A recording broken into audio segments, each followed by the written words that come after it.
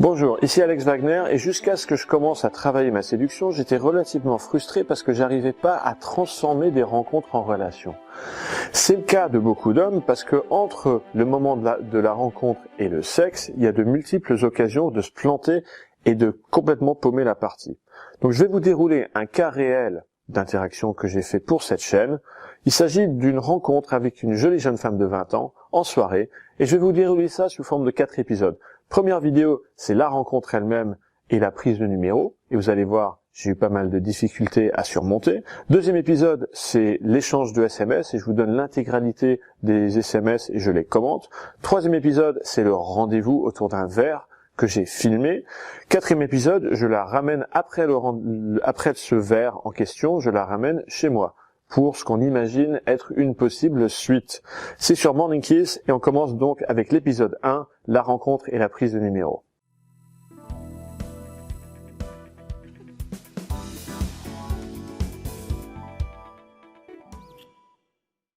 Alors avant de rentrer dans l'interaction proprement parlée, j'anticipe une question sur le fait que je suis marié.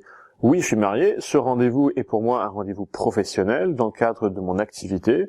Donc évidemment, ma femme ne voit aucun problème avec ça, ça se passe très bien avec ma femme et on a une confiance l'un dans l'autre, donc tout va bien. Avant de pouvoir apprendre quelque chose, c'est toujours essentiel de savoir à quoi ressemble le résultat qu'on vise. Et c'est pour ça que je tiens à faire des démonstrations pour vous sur cette chaîne, et de temps à autre, j'aimerais bien faire des démonstrations qui vont au-delà d'une simple prise de numéro de téléphone, ça me paraît important. En même temps, évidemment, quand je fais ces rendez-vous, c'est avec des femmes qui me plaisent, sinon ce serait pas une réelle séduction, ce serait simplement quelque chose de faux.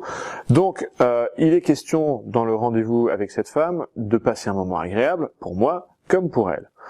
Quant à cette femme en question, je suis toujours en contact avec elle, ça fait maintenant 2 mois, on est en bons termes, donc tout va bien pour elle aussi. Alors maintenant qu'on a évacué ça, je vous présente la configuration. Natacha, donc jolie jeune femme de 20 ans, alors évidemment j'ai changé son prénom, on va l'appeler Natacha dans cette vidéo, jolie jeune femme de 20 ans. Moi j'ai 43 ans, donc pas du tout le même âge, donc ça va être intéressant de voir comment j'ai géré cette différence d'âge, parce que c'est une question qui revient souvent chez les hommes qui ont des âges assez différents des femmes qu'ils fréquentent, que ce soit en plus ou en moins. Cette femme, je l'ai rencontrée en atelier, donc j'étais avec des clients, et oui, c'est important que je fasse des démonstrations en atelier quand je suis avec des clients, parce qu'une démonstration, ça vaut plus que n'importe quel discours. Alors, ce qui s'est passé, c'est que j'étais en discussion, on était en train de débriefer une interaction avec mon client, et là, arrive dans le bar, c'est un grand bar à Paris, arrivent 3 femmes. Et il y en a une en particulier qui me plaît, elle est grande, elle est jolie, elle a des formes qui me plaisent, bref, j'ai envie d'en savoir plus, j'ai envie de voir s'il peut y avoir un feeling, s'il peut se passer quelque chose. Et c'est exactement ça l'état d'esprit, c'est-à-dire que ma mission, en allant l'aborder, c'est pas d'obtenir un résultat donné, c'est simplement d'aller voir ce qui peut se passer. Et dès lors que j'y vais, quelle que soit la réaction de la femme, ma mission sera accomplie et réussie puisque je serai allé voir ce qui peut se passer. Donc l'échec n'est pas une notion qui rentre en ligne de compte ici. Alors ce que je fais, c'est qu'elle est en train de traverser la pièce avec ses 2 copines en allant vers le bar et je la saisis au vol. Je lui prends le bras, je la tire doucement mais relativement fermement vers moi en lui disant « Attends, stop, je te kidnappe, viens par ici, qui es-tu » Et là, ça fait démonstration tout de suite d'audace, d'aisance, c'est très assumé comme démarche. Et dans ces quelques secondes, ces 5 secondes environ, finalement les dés sont joués. Parce que qu'est-ce que ça lui dit sur moi, le fait que je la saisisse au vol comme ça, avec une intention forte et avec une croyance en moi qui est totale. Ça lui dit que j'ai confiance en moi, que je sais prendre ma place, que je suis capable de prendre des initiatives. Et si on creuse encore un niveau, qu'est-ce que ça lui dit sur mon état d'esprit et ma psychologie? Ça lui dit que je ne la mets pas sur un piédestal, que certes elle est belle, et je considère que je peux avoir autant de valeur qu'elle, que j'estime la mériter, que je suis assez pour elle, et ça lui dit aussi que j'ai probablement l'habitude d'avoir du succès avec les femmes, puisque sinon j'aurais pas une croyance en moi aussi forte. Donc c'est plutôt rassurant pour elle, parce que si j'ai eu du succès avec les femmes dans le passé, c'est que probablement je gagne à être connu. C'est tout ça que ça lui dit. C'est ce que j'appelle un signal non falsifiable. Pourquoi? Parce que l'audace, les gestes que j'ai faits, les gestes audacieux, ils peuvent être imités, mais ce qui peut pas être imité, c'est la façon dont je l'ai assumé. Parce que ça passe par mon regard, ça passe par ma tonalité de voix. Comment dire? Mon client qui était débutant, qui était avec moi ce soir-là, il aurait pu m'imiter en faisant les mêmes gestes que moi, en lui prenant le bras comme ça et en l'attirant doucement vers lui. Ça peut se faire, mais il n'aurait pas pu le faire de la même façon. Il n'aurait pas eu le même contact oculaire, eye contact. Il n'aurait pas eu la même tonalité de voix. Tout dans son non-verbal et son paraverbal aurait été différent. Parce que lui, le faisant pour la première fois, il n'y aurait pas cru autant que moi, qui l'ai fait déjà pas mal de fois avant et qui a déjà eu pas mal de succès avant. Donc, comment dire, ce non-verbal et ce paraverbal dont je vous parle, il découle de l'état d'esprit. Et l'état d'esprit que j'ai dans ce moment-là, il découle de la réalisation de la valeur que je peux apporter. C'est pour ça que souvent je demande aux hommes que j'accompagne de lister leurs qualités, de lister tout ce qu'ils peuvent apporter pour que ça soit plus présent à leur esprit, pour qu'ils puissent eux aussi commencer à rentrer dans cet état d'esprit-là. Alors à ce moment-là, donc j'engage la conversation avec cette jeune femme. Mon élève est à côté, il est en train d'écouter. Première chose que je fais, c'est que je fais une supposition bateau, générique. J'ai dû dire quelque chose comme j'imagine que tu es sorti avec tes copines. Voilà, ça n'apporte pas grand-chose, mais ça peut lui montrer ma tonalité de voix. Elle peut voir comme ma voix est posée et comme j'assume ce que je suis en train de faire et ce que je suis en train de dire. Après, on fait les présentations, je me présente à elle plutôt que lui demander son prénom. Et ensuite, elle, en retour, elle me dit son prénom. Et ensuite, j'ai fait une supposition. C'est toujours à peu près la structure qu'on suit chez Morning Kiss. J'ai fait une supposition personnalisée. C'est-à-dire que j'ai fait attention à comment elle apparaît devant moi, comment elle se tient, comment elle me parle. Et là, comme elle avait un accent, c'était pas compliqué. Je lui ai dit, j'imagine que tu es américaine et tu dois être de passage à Paris. Et donc oui, effectivement. Alors, elle est à Paris pendant quelques mois quand même. Bref, on rentre comme ça dans une conversation sur les USA, sur la France. Et là, en gros, j'écoute ce qu'elle est en train de me dire. Parce que comme ça, je peux saisir les perches qu'elle est en train de me tendre et rebondir dessus. Rebondir, je le rappelle, ça veut dire soit creuser, c'est-à-dire dire quelque chose comme « Ah oui, comment ça se fait? Pourquoi ça ?» Ou alors relier à son expérience. « Ah oui, tu viens de Californie, c'est marrant, ça me fait penser en 97, moi j'ai fait une année d'échange à Los Angeles, ce qui est parfaitement vrai. Et j'ai eu à l'esprit d'être curieux par rapport à ce qu'elle me disait, donc de creuser, et d'être amusé, c'est-à-dire de trouver un angle amusant dans tout ce qu'elle disait. Alors ça dure à peu près 7 minutes, cette conversation initiale, et ensuite je repars. Je repars, d'abord parce que j'ai des hommes à accompagner, des élèves qui m'attendent, je suis là pour travailler. Mais de toute façon, j'aurais probablement fait la même chose si j'avais été seul dans ce bar en tant que célibataire. Pourquoi ? J'ai aucune inquiétude de ne pas rester collé à cette jeune femme. J'ai pas besoin d'être le pot de colle, le petit chien qui reste avec elle. Je ne suis pas désespéré, j'ai d'autres opportunités et le fait que je ne reste pas collé à elle, que je peux m'en aller comme ça sans problème au bout de 7 minutes, ça lui en dit long à nouveau sur ce qui se passe dans ma vie. Parce que voilà, il y a un autre mec dans cette soirée. En fait, elle m'a raconté plus tard pendant notre rendez-vous, il y a un autre mec qui a pris son numéro. Il s'appelle Maxime. Je sais pas s'il regarde cette chaîne, mais s'il regarde, alors bravo Maxime d'abord d'avoir pris son numéro, mais l'axe d'amélioration, et c'est ce qu'elle lui a reproché à Maxime, et c'est pour ça qu'elle a pas donné suite, c'est que Maxime l'a collé. Maxime ne savait pas repartir et la laisser un petit peu. Et donc Maxime paraissait désespéré. On le verra plus tard parce que on va parler de ce fameux Maxime que je ne connais pas, bien sûr. Il ne s'agit pas du Maxime de Morning Kiss. On en parlera dans la vidéo sur le rendez-vous avec Natacha parce que elle me montre les SMS que lui a envoyé Maxime et on analyse ça ensemble. C'est assez marrant. Bref, maintenant on zappe vers la fin de la soirée, donc avec les hommes que j'accompagne. Moi, j'ai pas revu Natacha depuis ces 7 minutes à peu près qu'on a discuté ensemble, puisque j'étais avec les hommes que j'accompagne, en train de bosser avec eux. Donc simplement, je dis à l'élève qui est avec moi en fin de soirée, je lui dis, bah écoute, je vais retourner voir Natacha et je vais prendre son numéro. Ça te fera une démonstration. Alors à ce moment-là, elle est en discussion avec, elle est dans un groupe. Elle est en discussion avec non seulement ses 2 copines, mais avec 3 mecs. Donc difficulté en plus.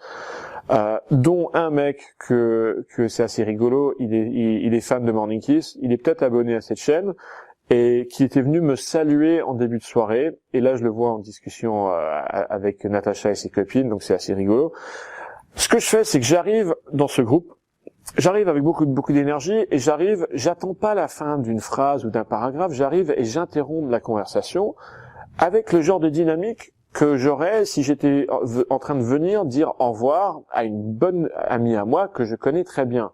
Si c'était une bonne amie à moi, je serais pas en train d'attendre la fin de son interaction avec ces 3 mecs. Simplement, j'arriverais et je dirais, ah bah tiens, Natacha, attends, au fait, je suis en train de partir là. Voilà. Donc j'arrive avec ce genre d'énergie là, et l'effet que ça, c'est semblable à notre rencontre quand je l'ai chopé au vol en lui prenant doucement le bras, doucement mais fermement, de façon assez appuyée. Ça lui en dit long. Sur ma psychologie, ça lui en dit long que je puisse arriver dans un groupe comme ça, alors qu'elle est en train de se faire draguer par 3 mecs, et que je puisse interrompre tout comme ça. Ça lui en dit long sur mon état d'esprit, sur ma psychologie, sur ce que j'estime apporter à l'interaction, sur mon estime de moi-même. Voilà, ça communique beaucoup de choses entre les lignes. Et là, du coup, elle me balance une batterie de tests de congruence. D'abord, je commence à ouvrir la bouche, et elle me dit « Ah non, en soirée, je ne parle jamais à un mec à qui j'ai déjà parlé. » Alors, évidemment, ça n'a aucun sens de dire quelque chose de pareil. Simplement, elle a envie de voir comment je gère la difficulté. C'est un test de congruence. C'est-à-dire que cette femme, Natacha, elle a envie de tester, voir si je suis aussi cool que j'ai l'air d'être. Elle a envie de voir si je vais m'effriter. Alors, si j'avais été un débutant, j'aurais jamais eu ce test, parce qu'elle ne m'aurait pas trouvé être le mec cool qu'elle aurait envie de tester. Donc j'aurais pas eu de test du tout.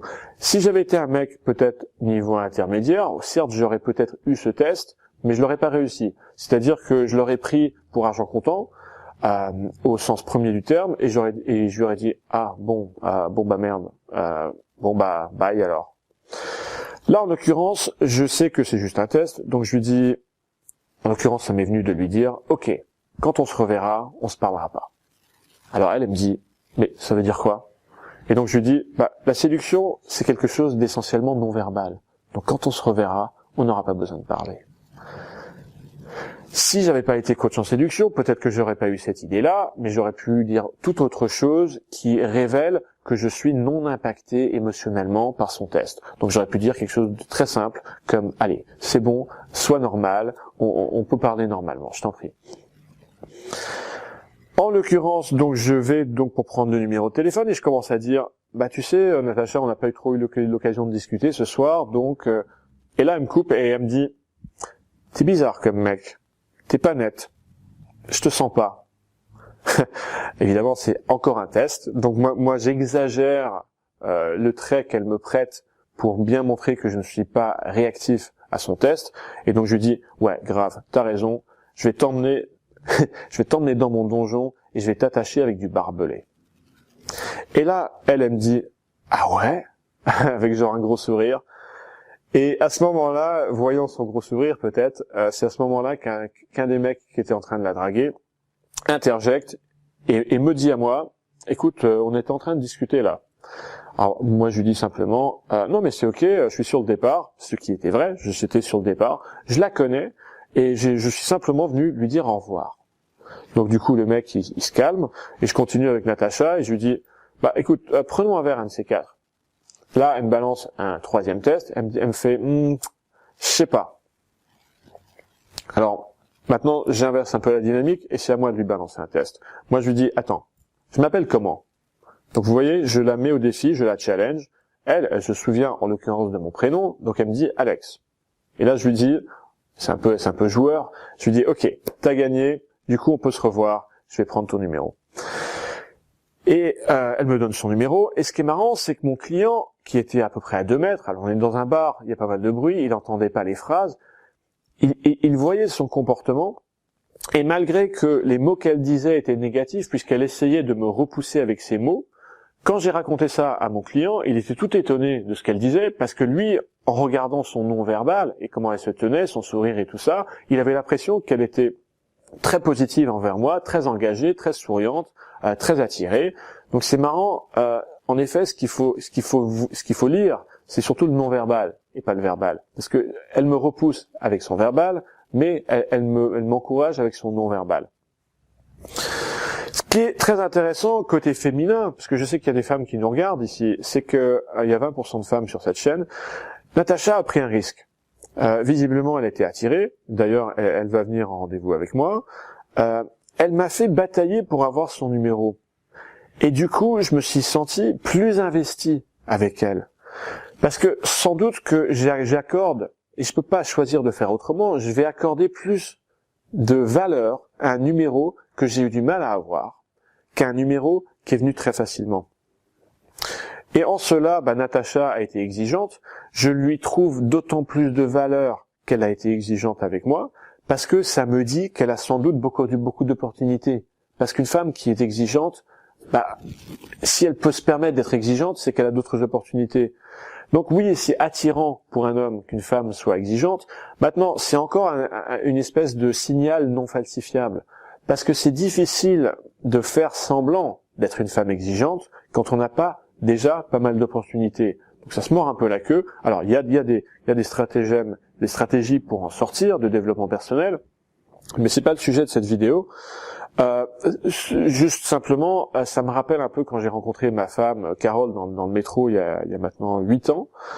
Elle, pareil, elle m'avait fait batailler pendant 2 mois pour obtenir un rendez-vous avec elle. Alors vous imaginez que la valeur que je donnais à ce rendez-vous par rapport à un rendez-vous qui aurait été simple à obtenir, à méditer.